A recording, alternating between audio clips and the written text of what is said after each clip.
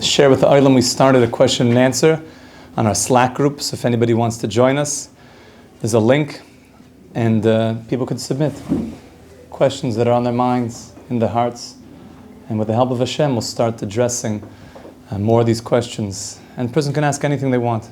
Really, the Torah has something to say about everything. There's nothing the Torah does not address, at all. Everything.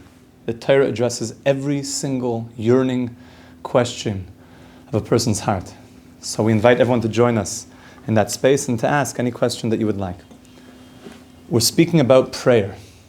Prayer. And we said that for a world that a person lives in, if the sum total of his world is that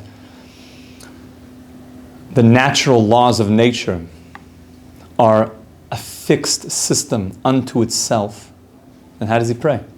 You can't change nature.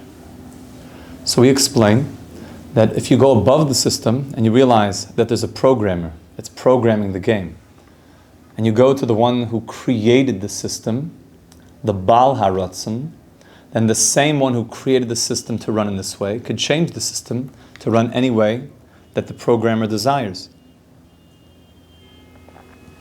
And that really the essence of prayer is not about just getting stuff. The essence of prayer is meeting the one who runs the system. The essence of prayer is meeting the one who runs the system and having a personal relationship. And then mimela, automatically, the one who runs the system, everything else below the one who runs the system can be shifted to accommodate. And once a person comes into contact with the will of the one who runs the system and understands that the will of the one who runs the system is that you should have good, then the relationship becomes a very different relationship. Is that really you're meeting the one who runs the system and you understand that all that God, I'll say it, God wants is that you should have good. And that kaviyachol, so to speak, if you don't, then God, so to speak, is not actually lacking something, but in a certain way wants that you should have it, and is not complete, so to speak, until you have that thing. So you're meeting the one who runs the system. That is what prayer is. So I have to read you something from Reb Chaim Brisker. I'm going to learn some good Brisker Torah right now. A famous concept. All right, Brisker Torah. So Reb Chaim Brisker said like this, that we're understanding that prayer is meeting the one who runs the system. And that's why when we daven, we say, Yehi rotzain milefanecha. May it be the will before you. I'm approaching you, not just I would like this and this and this and get me out of this. Wait a second. Let's go and meet the one. So this is a famous piece, maybe one of the most famous pieces of Torah, maybe in the whole world. A famous piece of Torah where what we're going to explain is that the essence of Tefillah is meeting the king. Not even the content of the discussion, but rather just the encounter itself. That is prayer. Okay, let's see what the Chaim Brisker says. Nira loymar, the trei gavne kavanas yesh betfillah. There's two types of kavana when it comes to davening, to tefillah. What's kavana mean? Intention. Purposeful intention. There's two categories of purposeful intention. Ha'achas, the first category, kavana shel perish hadvarim. The first category is knowing what you're saying. You're not just mumbling something, and bumbling and mumbling, and you don't even know what you're saying. You actually are aware of the words that are coming out of your mouth. V'yesaydihi din kavana. And this is a halacha in kavana, that you know what you're saying. Perish hamilim. But you know what? This part of tefillah is Eina Ma'akiv. It's actually not the main part of Tefillah. Okay, there's a few parts that you actually need to know what you're saying, the first Brach, Shema Esrei, Shema, but this isn't actually the essence of davening. This is one of the parts of davening, that you should know what you're saying, and it makes sense. If I'm just like babbling away, and I don't even know, I'm spacing out, so what are you doing? That's why people who are struggling with kavana in davening think it's like the craziest thing ever. Like I don't know what I'm doing. And sadly, they'll stop davening because an otherwise intelligent person is not just going to mumble and bumble something. They don't know what they're doing. That's why many people will learn Torah, enjoy it, but davening they just can't get into. Because an otherwise intelligent person says, I don't know what I'm saying. I'm just like reciting words. I don't even know what that is. Now, it's important to know.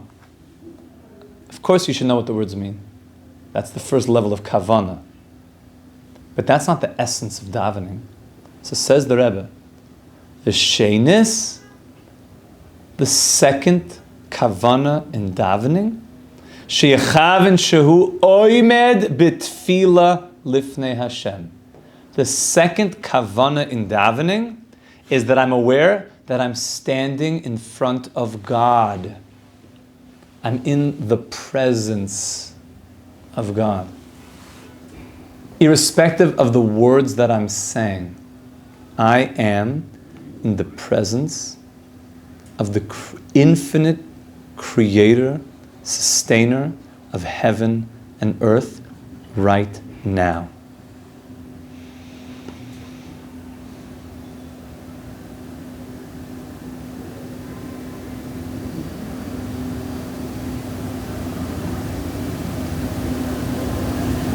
That is davening. That is davening. That's the essence of davening. That you're standing in the presence of the infinite creator, sustainer. Which means, if all I do is I say the words and I know exactly what I'm saying, but I'm not aware that I'm standing in the presence of God, I'm not davening. I'm just reciting a script. And maybe I even know what the script says. Which means you could know the words but not be davening. Davening, the essence of davening is I'm standing in front of the King and I feel the presence. That's the essence of it. K'mavur b'dvarav umahi kavana. What is kavana? Sheyifnes liboy mikol machshavos, is that davening is that you remove from your heart all other thoughts, grocery bills, credit card bills. Obviously, you have to deal with all that stuff and be financially responsible.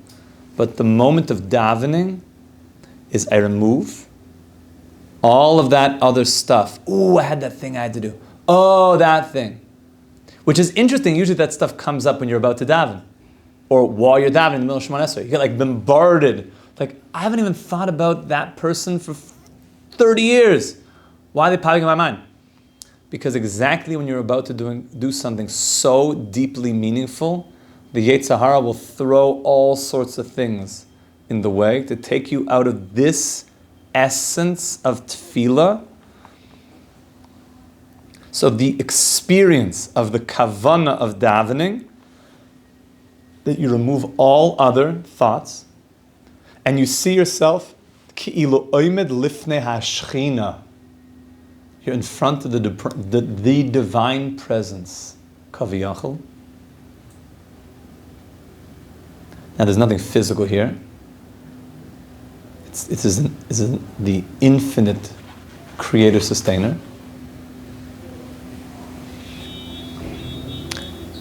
What do you picture? You're not allowed to. There is something you are allowed to. A yud and a hey and a vav and a hey. That you're allowed to. But even that is just a name that's hinting to something much, much bigger, to God. That's just the beginning of I'm standing in front of the presence. Venir de kavana ze enemy din kavana. Listen to this. This is not a din of kavana. This, what we just said now. Rak shehu mi'etzem ma'aseh hatfila. This is actually what the act of prayer is in its essence. Which means Reb Chaim Brisker split up the kavana of davening and then davening itself. Tefillah itself is, I'm in the presence of God. That's actually the essence of davening. Within that essence, once you're in the, in the zone, then make sure that you know the words you're saying. But to know the words you're saying, but be out of the essence, you're not even davening. What'd you do? And therefore, really what we want to do is reintroduce people to the experience of tefillah. And I think that's going to take work in our generation, is to help people have more meditative experiences. Because really, what Shachas Mincha Ma'ariv is supposed to be, and really all tefillah, is supposed to be this unbelievable meditation of experiencing essence. That's actually what tefillah is in its essence, is being in the presence. And that's why I've noticed there's a lot more groups now that are starting where people are getting involved in like breathing groups and getting involved in more meditation groups. Is that people feel like I've lost track so much with this part of tefillah. It was just like, chap mincha, chap ma'ariv, like, where it's like, not that I want to daven, I want to have davened. You want to have davened? You want to have, you would never say that if for you davening is being in the presence of the creator sustainer of heaven and earth and the energizing effect of that. I don't want to have done that. I'm sure also it's nice. You want to do that. You want to be in that zone, and anybody who touches that zone never wants to leave that zone. And that's what the Gemara says, Halavai shias pala adam kol yom kuloi. The Gemara says that really, we should just daven all day. That doesn't mean you're just like very long Shemona Esrei. It means halavai, really, those who understand the essence of tefillah, you just want to be in the presence all day. Okay, what are you going to do? There's other mitzvahs. You have to be in the presence in other ways. But really, davening? That's why Chassidim, we like davening. We're into it. We happen to give more space for davening, because who wants to leave davening? Who wants to leave davening? Alina l'Shabbat is not a tefillah saderech. Who wants to leave davening? You want to be in davening as much as possible. Because davening is, I'm in the presence of God. Now look at this. V'im ein liboy panui, v'ein aroyas atzmai, sha'oymid lifnei Hashem mispalel, says the Brisker, says the Reb Chaim Brisker. If a person does not empty his heart, and he does not see himself like he's standing in the presence of God, ein ze ma'aseh tefillah, he didn't daven. Yo, you daven mincha today, bro? Yeah, I daven. Maybe not. No, we don't daven again because maybe you won't have kavana the next time. So you don't be bracha levatalos. But to think this is davening. Davening is, I'm in the presence of God.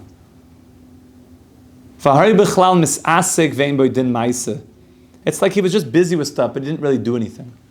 If a person who daven mincha, just like chapa mincha, were you thinking about God, being in the presence of God? Oh, I forgot that one. Forgot. I think I said all the words, but forgot that one. You didn't daven. And misasik. You're just busy with stuff. You're busy, you're cleaning the room, you're doing stuff okay, he also, so daven mincha, same thing. Misasik. Chaim Brisker is saying, Nifla! There's an amazing awareness for us to keep in mind that tefillah means I'm standing in the presence of God. And this is a very special message for the whole world, as we want humanity to feel like they can have the opportunity to just be in the presence of God. That's a gift for all creation. All creation. It's important to note that in our brachas we say, Baruch Ato Hashem, Elokeinu, Melech HaOlam. Melech HaOlam, hundreds of times a day. Melech HaOlam. Melech HaOlam. This goes back to what we just said before, which is, Tefillah means I meet the Baal HaRatzon. I meet the one who's in charge of the natural world. Do you know what Melech HaOlam means? It means that God is the king of the universe, which means he can move the universe any way he wants. Every time you say Melech HaOlam, you're going above the universe. You're meeting the king himself. This is what it means, Oimid Lifnei HaMelech. That's the halacha, that you should feel like I'm standing in front of the king. And the king, who is the king of the universe, is above the universe, and he decided the universe should run this way with certain natural laws. He can change those natural laws because he's the Melech HaOlam. We're going deeper and deeper into this world of kavana, deeper into the world of what prayer is. And we're seeing now that prayer is a world that exists beyond anything in the world of Avodah Zarah. It's not shaykh. It's not shaykh, these things when it comes to idol worship. This is above the entire system. Prayer means I encounter the creator, sustainer of heaven and earth. We should be zaycha to experience this. When a person tastes, it's like there's no going back. Tefillah becomes so good and so rich. And we're going to be going deeper and deeper into the sugi of tefillah. And Bezrat Hashem, with that, we'll see how deeply beautiful tefillah is. And then, quite shortly, we'll be moving to the next of the Ikarim, where we get into the world of prophecy, my friends. And we start learning the ways of the prophets, and we start learning the special prophecy of Moshe Rabbeinu, as we learn that the connection of the creation to God is also coupled with God reciprocating and communicating with us. We should be Zaycha Mamish to feel this, to have an open line of communication. And Bezrat Hashem, with that, we'll have the ultimate revelation of that with the Beis HaMikdash and Mashiach Tzidkeinu b'mhera v'yameinu. Amen. Have a wonderful day, my friends. Amen. Kol Tuv.